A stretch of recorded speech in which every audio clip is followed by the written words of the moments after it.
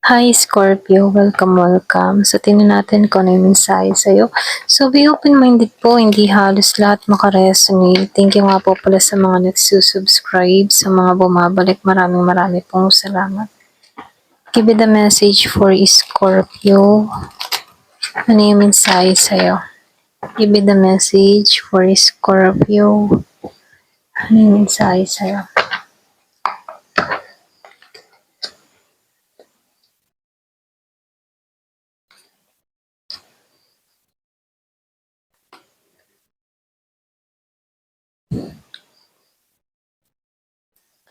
Nakikitaan ko dito, yan basta yung matatapos na yung problema mo. Kung ikaw yung tipo ng tao na marami kang isipin, maraming pumapasok sa'yo or pwede sinusubok ka, no? So, lumalabas ito na matatapos sa itong mga problema na kinakaharap mo. Nakikitaan ko rin dito, meron dito makakapag-relax na, okay, matatanggalan niya na yung isip. So, meron dito ang kapahingahan na mangyayari sa'yo. So, dun naman sa iba, nakikitaan ko dito, merong paghanga ang tao sa'yo. Pwede ikaw yung tipo ng tao na marami kang karunungan, okay, maraming natututunan yung mga taong nakakasalamuha mo or mga napagkukwentuhan mo. So, andun yung respeto sa'yo, okay, andun yung paggalang sa'yo. Kumbaga, andun yung paghanga ng mga tao sa paligid mo, andun yung pagrespeto, okay. So dito 'no, yung iba sa inyo, likas kang mabuting tao, mapagbigay ka, mabuti kang tao. Kaya yun dito, yung blessing dito parating na sa'yo, okay? Kumbaga yung pagiging mong mabuti dito, meron 'tong malaking impact sa'yo kasi nagiging magaan yung daloy ng biyaya sa'yo dahil mabuti yung ginagawa mo. Kumbaga, nagre-reflect yung ginagawa mo. Kaya dito, meron ding kabutihang bumabalik sa'yo. So, lumalabas din dito, meron ditong taong papasok sa buhay mo kung meron kang kadiling na Gemini. Meron akong nakikitang sorpresa na parating, meron ditong taong magiging masaya. Meron din akong nakikitang person na parating sa buhay mo na Aries, Leo, Sagittarius. So, lumalabas dito na meron akong nakikitang pagkikitang muli. Ayan, kumbaga, hindi inaasahan or pwede meron lang ditong tao na sasurpresahin ka, bigla kang pupuntahan ano. So, kung madalas mo makita yung 11122244 yung mga angel number ano, nangangahulugan to na merong sorpresang parating sa buhay mo.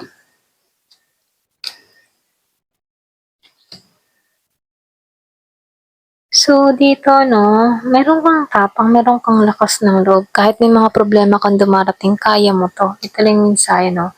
So, dumanas ka rin dito ng hirap na pagsubok, ano. Yung iba sa inyo, pwedeng nakaranas ka din dito ng hindi makatulog, meron kang naranasan dito na nahihirapan sa sitwasyon, hindi mo alam kung bakit mo nararanasan to, merong bumabagabag, meron ditong may takot, trauma, mga ganun. No? So, naranasan mo ito, pero nakikitaan ko dito, itong naranasan mo ito ay nalampasan mo. Or kung ikaw sa panahon ngayon, nararanasan mo itong lagi kang puyat, may stress ka, or merong bumabagabag sa kaisipan mo, sinasabihan ka dito, malalampasan mo to. Kasi meron ka ditong tapang at lakas ng loob, okay?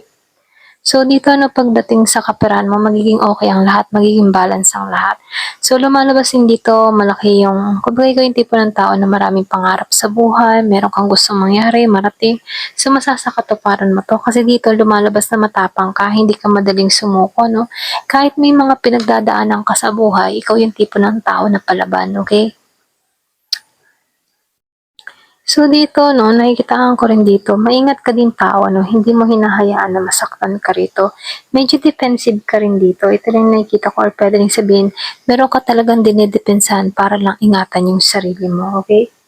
Ayan, kasi meron akong nakikita ditong tao na nahihirapan sa sitwasyon, pero nakikitaan ko dito meron kang matatapos dito, okay? Kumbaga itong mga pinagdadaanan mo ito ay matatapos mo 'to, okay? So, meron ditong swerteng parating dun sa iba, biyaya, pwedeng trabaho yung parating, pwede ring sabihin merong i-offer sa'yo or pwede ring merong perang parating, okay? So, meron ditong hatid na swerte na naghihintay sa'yo. So, lumabas pa tong 7 of Pentacles. So, magtiwala ka at manalig ka, no? Kung umaasam ka dito ng pera, meron parating sa buhay mo, hindi mo to inaasahan, lalo-lalo na sa mga pinaghirapan mo, okay? So, dito, no, meron ka talagang tapang, tapang, lakas ng loob. Kumbaga andito yung fighting spirit mo, okay? So marunong kang bumalanse sa sitwasyon, lalong-lalo na rin sa emotion mo. Lumalabas din dito, malakas yung intuition mo, malakas yung kutob mo. Yung iba sa inyo, meron akong nakikitang nasa ibang bansa or pwede rin nagbabalak ang mga ibang bansa. So lumalabas dito, kung ito yung ninanais mo mga ibang bansa, ituloy mo to. Kasi nakikita ko dito, merong tagumpay na naghihintay sa'yo, okay? Ayan. Give me the message. Kumbaga sundin mo yung intuition mo. Malaking benepisyo yung sinusunod mo yung intuition mo, okay?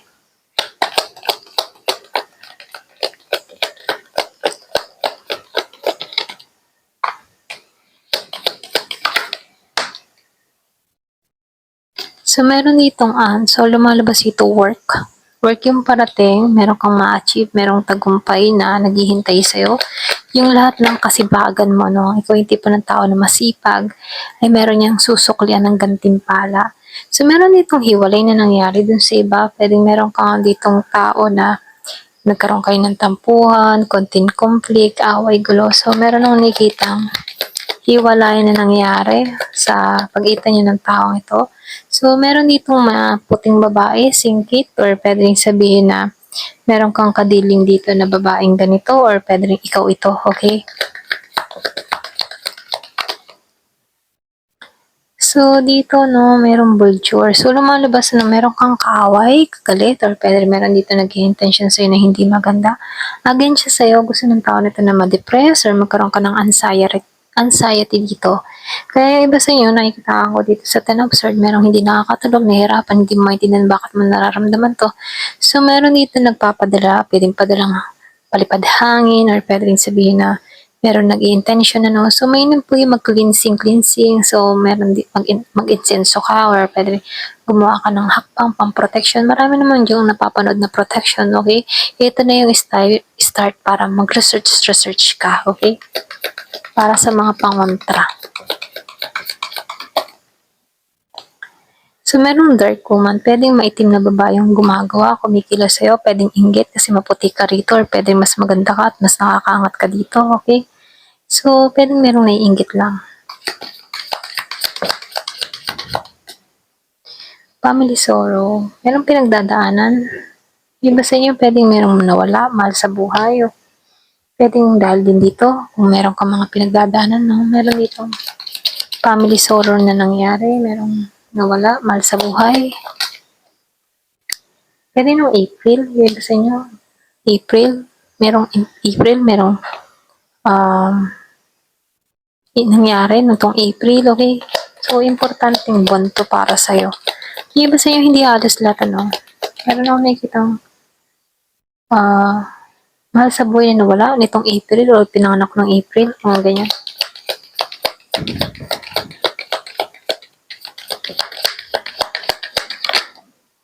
So, meron din ako nakikitang opportunity windfall. Yung iba sa inyo, kahit may mga pinagdaanan ka, meron din oportunidad na parating. Meron ditong uulanin ng opportunity.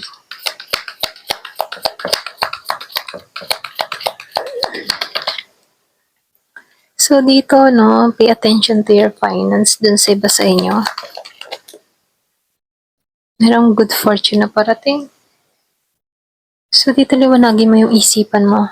Kumbaga, kailangan mo maging malinaw sa nais mo, sa gusto mo mangyari. Okay, meron ditong gumugulo sa kaisipan. So, ito na yung time para i-clear mo yung mind mo. Merong older woman, okay? Merong matandang babae din na involved din sa iba. Pwedeng ito yung gumugulo sa kaisipan mo. Merong may edad na babae, matanda.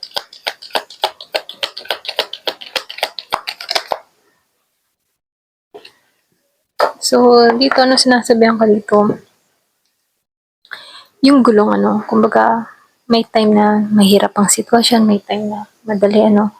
Kumbaga, sinasabihan ka dito, sumunod ka lang sa agos, okay, or sa ikot ng gulong dito, no. Para nang sa ganun, maging magaan lang yung takbo ng buhay, okay. Meron kang mga pinagdadaanan, huwag mo masyadong yakapin, kumbaga pakawalan mo, talagang dumarating sa buhay ang problema, okay? Hindi may iwasan yun. Lahat ng tao nagkakaroon ng problema. Depende na lang kung paano mo 'to i-handle yung mga problemang dumarating sa buhay mo, gano'n, okey? Ayan, ito na lang po, hanggang dito na lamang po. Thank you for watching. Love and peace.